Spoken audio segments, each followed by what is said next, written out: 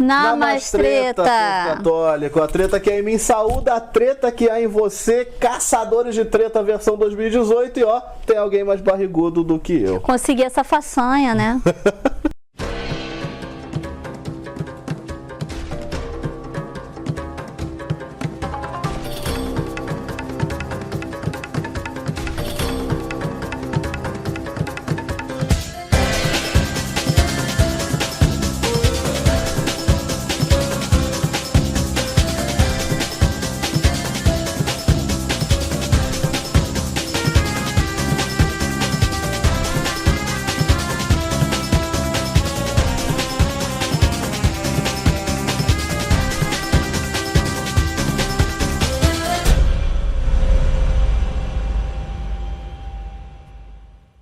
Muito bem, povo católico, olha só que chique, os Caçadores de Treta em cenário novo, né?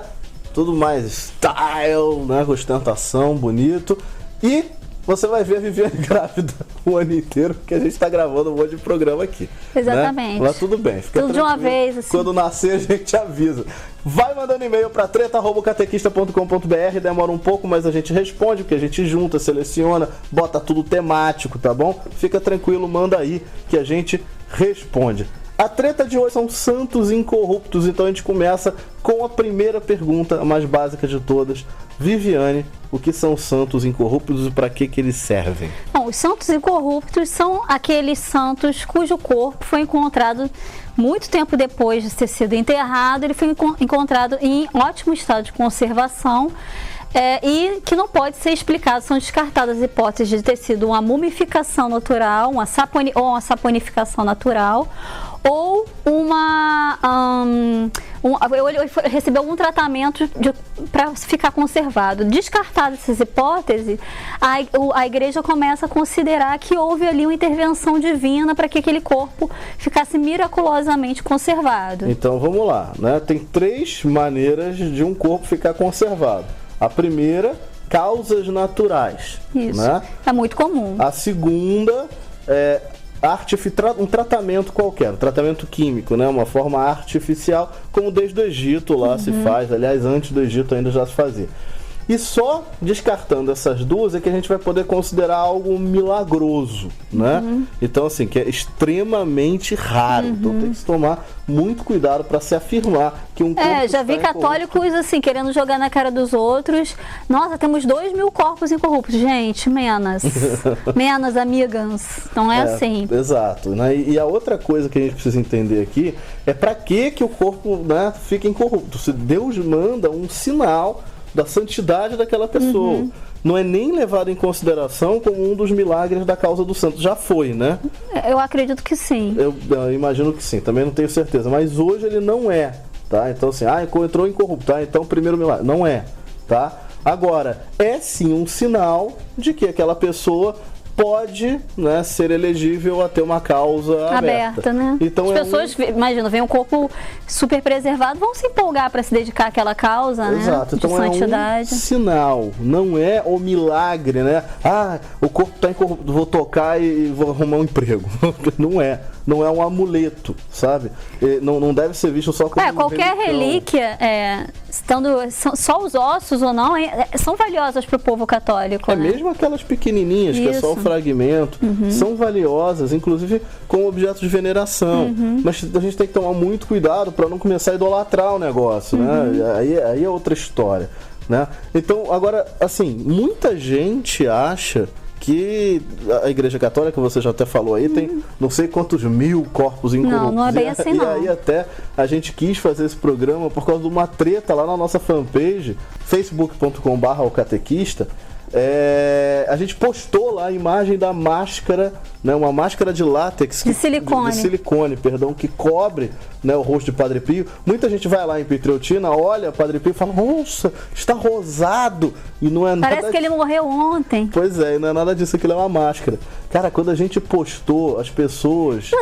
Eu postei assim, na maior inocência, que eu achei interessante quando eu achei no site da empresa, que é a mesma que faz os bonecos de cera do Museu da Madame Tussauds. Então achei, poxa, curioso, né? Não achei que fosse... é aquele museu que tem os bonecos sinistros. E famoso e tal. Enfim, eu achei, pô, o povo vai achar curioso. Não imaginei que ia dar polêmica nenhuma.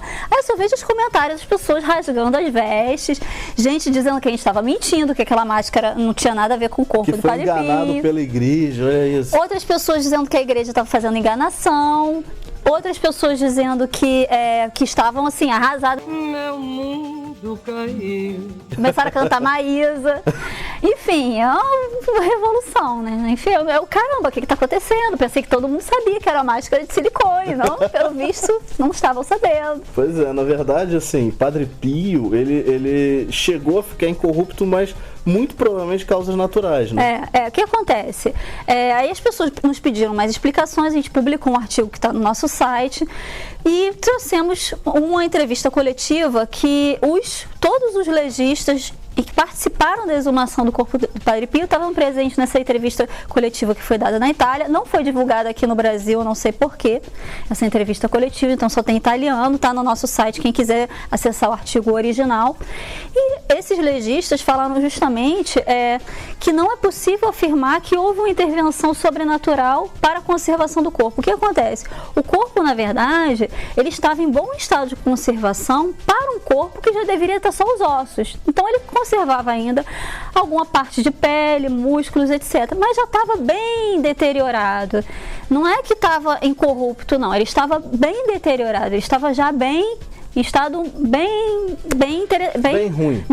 Estava deteriorado, já estava decomposto. Mas para um corpo que deveria estar só os ossos, foi uma grata surpresa. E os legistas falaram da possibilidade, na verdade, de ter sido justamente um processo de saponificação. O corpo saponificou. Oi? Sapo? De sabão. Claro. Isso. O que acontece? Isso acontece muito em criptas, que tem muita umidade e pouco oxigênio. Isso acontece com muitos corpos que são enterrados não em cemitério de religiosos, né, mas em criptas, acontece de freiras, etc. Sendo santas ou não, você vai lá, o corpo está super bem conservado, razoavelmente bem conservado, por causa desse processo de saponificação. Passa a umidade, mas não passam os agentes que deterioram o corpo. Então, provavelmente foi isso que aconteceu com o Padre Pio. Tanto é verdade isso, que eles imediatamente, após retirar o corpo, eles já sabiam que o corpo ali ia sumir a partir daquele momento. Ele saiu daquela condição que a cripta proporcionava, então ele ia começar a decompor rapidamente. Então, eles quiseram conservar o que tinha e eles introduziram uma série de agentes químicos e realmente, para embalsamar o corpo mesmo, colocaram numa redoma muito especial, com o ar todo tratado, para não haver nenhum agente de decomposição naquele ar que está dentro daquela redoma em que o corpo do Padre Pio está. Então hoje ele está conservado à base mesmo química, porque se não fosse assim já tinha sumido. Então vamos lá, olha só, recapitulando, Padre Pio teoricamente não teve a incorruptibilidade por milagrosa, milagre, né? Ele ficou incorrupto, mas os legistas encontraram um processo natural que possibilitou isso. Então não é possível... Corrupto não, bem conservado, né? Relativamente bem conservado. Naturalmente mumificado ali. Então assim, não é possível afirmar, né, que houve milagre. Porém, se você quer ver milagre, você tem que olhar para a vida do Padre Pio, né? Que é cheia de milagres. Tem um monte. Então assim, você não precisa mais desse para dizer que esse é um grande místico. Agora, isso também não significa que mesmo esse processo natural, mesmo isso tendo acontecido naturalmente, não seja um sinal de Deus. Porque, de alguma maneira... Foi uma bênção, né? De alguma maneira é muita coincidência, né? Que justo com o Padre Pio vai acontecer esse processo natural, que não é exatamente assim, ele é raro. Ou seja, a gente pode até dizer, acontece muitas vezes, mas você não vê isso o tempo todo, né? Então, assim, ele é um processo raro. E, coincidentemente, foi acontecer com o Padre Pio. Então, não dá para não dizer que possa ser um sinal de Deus, sim, mais um dos sinais de Deus. E o corpo, como ele está lá hoje, né, em Pietrelcina, ele tem uma máscara de látex em cima. Silicone. De silicone. Eu estou com látex na cabeça. Silicone em cima. Então, é por isso que as pessoas acham ele rosadinho. Agora, quando você olha para a mão, né, a mão já está ali pretinha e tal, já tá bem decomposta, né? Tá bem decomposta. Agora, ele ainda está ali porque ele foi embalsamado. Então, ele ainda está ali por um processo artificial. Você não está presenciando um milagre. Você está diante de uma relíquia importantíssima. Preciosa para nós. Imagina, preciosíssimo. Você está dentro ali do ambiente, né, no qual viveu o Padre Pio. Então, óbvio que você está ali diante de um grande milagre, mas não é por causa do milagre da incorruptibilidade, né? Então, assim, não tem que perder a fé, muito pelo contrário, mas tem que saber a verdade, né? Exatamente. Então, assim, para não sair espalhando coisa. E a última pergunta de hoje é se ainda existe algum santo incorrupto. Você pesquisou isso, exatamente. Né? Então, a partir dessa treta com o Padre Pio, começaram a chover as perguntas. Gente, mas qual santo, afinal, digam pra gente qual santo tá incorrupto e qual não tá. Dessas listas que costumam ser divulgadas em fanpages e sites católicos, o que é verdade? Então, eu fui na melhor fonte, aquela que geralmente é indicada por padres mais bem informados, enfim, eu fui no top mesmo, que é esse livro aqui que é super bem indicado, que é de uma autora americana muito importante, ela é best-seller nos Estados Unidos, super respeitada, Joan Karen Cruz, Os Incorruptíveis, eu acho que ele só tem em inglês. The Incorruptibles. Nossa, que inglês lindo dele. Aí, ó. Pronto, você encontra na Amazon, você consegue trazer pro Brasil mole, né? Bom, comprei, super empolgada, crente que... E nem é caro, tá? Desculpa. Só... crente que obter as melhores informações, etc. E minha decepção foi enorme. Por quê? O livro se apresenta, né, e foi assim, era essa a minha expectativa, como uma referência científica sobre esses corpos, e não tem nenhuma metodologia científica aqui. Como é que essa autora obteve as informações para colocar aqui no livro? Na maioria dos casos, na grande maioria dos casos, ela enviou cartas às paróquias ou às igrejas ou aos mosteiros em que supostamente havia corpos ditos incorruptos e perguntou para os responsáveis de lá como é que está o corpo aí do santo fulaninho. Aí a freirinha, o frei, o padre, o pároco escrevia uma carta para ela, o corpo tá lindo, nossa, parece que morreu ontem, maravilhoso, 900 mil anos incorrupto. Aí ela, olha, maravilhoso, aí botava aqui no livro, quer dizer, ela não fez um processo de verificação. A verificação documental também foi muito frágil, até porque ela não é legista, enfim. E aí o que acontece? Várias informações aqui, que ela diz que ela apresenta uns 100 santos e beatos mais ou menos, e ela diz que quase todos aqui, 99%, estão realmente incorruptos.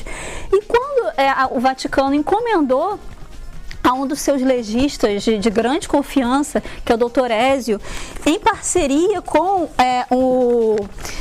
ele estava em parceria com o inspetor do Museu Egípcio do Vaticano, que é o Monsenhor Gianfranco Noli. Eles foram verificar pessoalmente, né, eles que são especialistas, eles foram verificar pessoalmente alguns corpos de santos ditos incorruptos em certa região da Itália. E eles viram que a maioria daqueles corpos tinham recebido tratamento, que eram famosos por serem corruptos e são apontados nesse livro como incorruptos, como Santa Clara de Montefalco, Santa Rita de Cássia, Santa Margarida de Cortona, todos receberam tratamento, né? Só acho que uns dois, enfim, que não tinham recebido tratamento, dois ou três, que é, por exemplo, de Santa Zita, que realmente, como o Dr. Ézio disse, é uma múmia impressionante. Ele não fala em corpos incorruptos. E se realmente não sei se a gente vai mostrar a foto do corpo de Santa Rita aqui, de Santa Zita, aliás, mas realmente, cara, não é um corpo, como estava dito ali, nossa, tá lindo. Não é, gente, é uma múmia ressequida, uma múmia impressionante, né? Mas é uma múmia, não é um corpo incorrupto, gente, está mumificado. É muito provável que nas condições em que ele foi, isso é uma possibilidade, pode ter sido um milagre, pode ter sido um corpo um dia já incorrupto, né? Um dia ele esteve incorrupto, não está mais, hoje está mumificado. Mas pode ter sido também as condições da cripta em que ela foi colocada, que ela foi colocada numa cripta. Então pode ter ressecado, até porque, como o Dr. Ézio mesmo explica, né, na Europa não existe muita diferença entre inverno e verão. Em alguns lugares a cripta mantém a temperatura e é muito comum que alguns corpos realmente religiosos sejam encontrados. Agora, o de Santa Zita é impressionante, porque ele realmente é um processo de mumificação muito longo, né? São séculos e séculos. Então, pode ser sim algo milagroso, mas assim, não dá para afirmar cientificamente isso, porque é isso que os católicos se envaidecem, né? Como uma prova científica, agora não é. Tem uma outra coisa, né? Muitos corpos, eles começaram incorruptos, ficaram um tempo incorruptos, né? Isso. A gente tem histórias disso.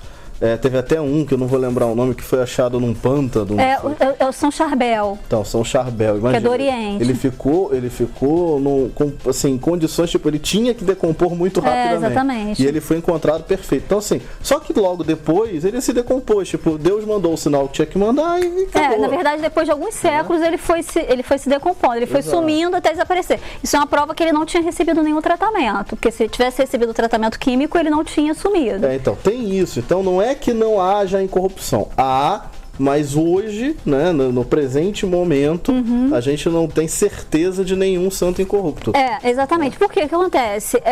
Muitos santos, como eu te disse, nessa pesquisa do Torésio, por exemplo, eles foram ver Santa Clara de Assis, que também tinha fama de corrupção. Quando eles foram examinar, não tinha, era só os ossos. E aquilo que se pensava ser o rosto, na verdade, era uma máscara de prata coberta com couro animal pintado. E o corpo, que você achava que era o corpo, era algodão. Era enchimento de algodão. Então, quando você vê o corpo de Santa Clara de Assis, na verdade, é um boneco feito ao redor dos ossos, que as freiras fizeram não para enganar ninguém, com todo carinho e tal, que não sei o quê. Mas as pessoas olham, aí começa aquela fama, tá incorrupto. Você tem que confiar só em site, né, brasileiro de catequese. Que começa com A, que começa com O, reconhecido pelo Vaticano. Isso. Né? Nossa. Então, o Dr. Ézio fez esse trabalho, que depois a gente pode botar as fontes de toda a pesquisa que o Dr. Ézio fez junto com o inspetor do Museu Egípcio do Vaticano. E, enfim, o que ficou impressionado mesmo foi a Santa Zita, mas, por exemplo, tem outros santos, como São Eduardo Confessor, e que quando ele ficou mais de 30 anos incorrupto, quando abriram a tumba dele estava em um impressionante estado de conservação. Não se sabe se aquilo é milagroso. Que quando ele foi retirado da tumba, aí começou a decompor. Quer dizer, o que isso indica? Que provavelmente o que estava provocando que o corpo ficasse conservado era a situação química, a situação física da tumba. E não exatamente uma questão miraculosa. Isso aconteceu com outros, como o corpo de Santa Jacinta, que é vidente de Fátima. Isso aconteceu provavelmente também com o Beato Frassati. Então, Beato Frassati é um que se afirma que está incorrupto. Mas não a está. Gente não, ele o que eu vi no blog, assim, nem sei direito as fontes, é que quando foi aberto, ele estava como se tivesse morrido no dia, abriram os olhos, estava ainda com os globos oculares, parece que tinha sido enterrado naquele momento. Mas assim, eu não tenho fontes seguras disso, eu vi num blog que eu nem me lembro mais qual é. E quando enterraram, quando abriram de novo, ele já estava mais mumificado, entendeu? Quer dizer, então, já está em processo de decomposição. Se você tem alguma informação, né, sobre essa incorrupção, manda pra gente, do Beato Frassati, porque assim, estou carecendo de mais informações sobre isso. O Beato Frassati, ele tem algumas organizações e tal, o povo leva o corpo dele pra jornada. Quiseram levar, né? Então deve ser mais ou menos bem documentado, mas a gente não conseguiu achar. Se você tiver alguma coisa, manda pra gente. O povo católico chega, né? Esse Caçadores de Treta já está enorme, a gente lembra para você, manda as tretas. Só para concluir, o que dá para falar hoje, só para ficar claro, que só para marcar coisa, é de corpos que um dia provavelmente já foram incorruptos, mas hoje estão em estado de a gente tem múmias hoje, né? Múmias muito queridas. Mas não tem o corpo poxa, esse corpo aqui é incorrupto. Não é verdade, está mumificado e a grande maioria dá para afirmar por processo natural de mumificação ou saponificação. Muito bem, então encerramos os Caçadores de Treta por aqui. Lembra sempre, treta@catequista.com.br. Também lembra do nosso livro, ó que cenário legal, a gente aponta assim, As Grandes Mentiras sobre a Igreja Católica. Tá aqui, errei. Tá aqui, As Grandes Mentiras sobre a Igreja Católica. Cadê a seta? Pega a seta lá, Virgínia. É a seta pra você. Pronto. Quem não comprou, compra, dá de presente pra evangelizar. Exatamente, aqui, ó, porque desse lado tem a marca. A gente vai fazer assim, então, ó. As Grandes Mentiras, cadê você, Vivi? Tô aqui. Então, bora. As Grandes Mentiras sobre a Igreja Católica. Cadê? Esse livro é absolutamente confiável. É bom, bom. Não vai se decepcionar, ok? Compra. Ai. Então, assim...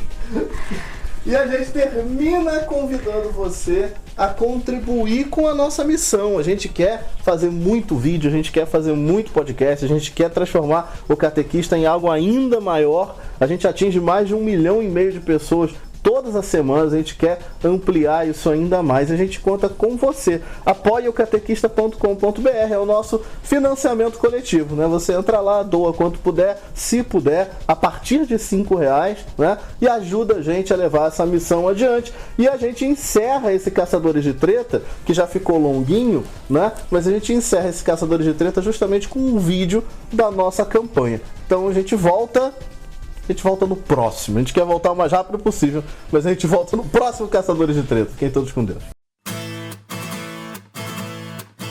Catequista é o meu primeiro lugar de pesquisa.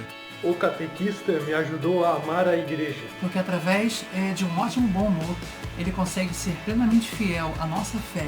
O catequista me trouxe a verdade e explicou de uma forma muito clara. O catequista tem me ajudado com os conteúdos e na minha formação como catequista na minha paróquia.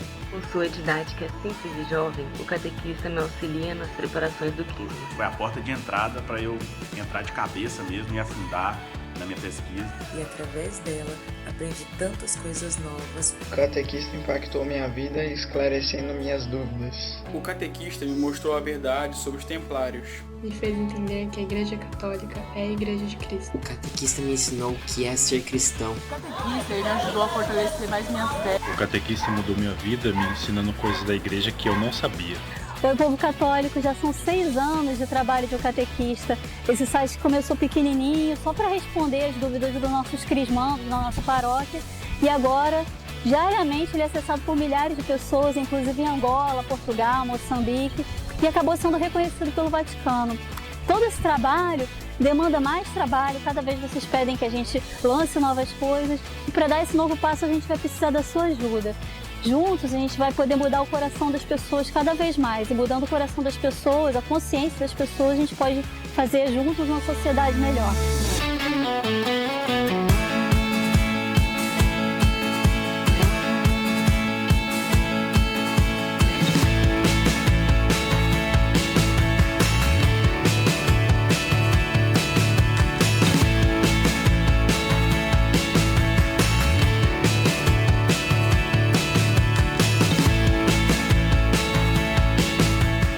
Oi, povo católico, olha só onde é que a gente já conseguiu chegar só com o tempo livre de 2 pessoas e as graças de Deus. Agora imagina o que a gente vai conseguir fazer, quantas pessoas a gente vai conseguir alcançar se tiver também a sua ajuda, se você vier com a gente nessa missão.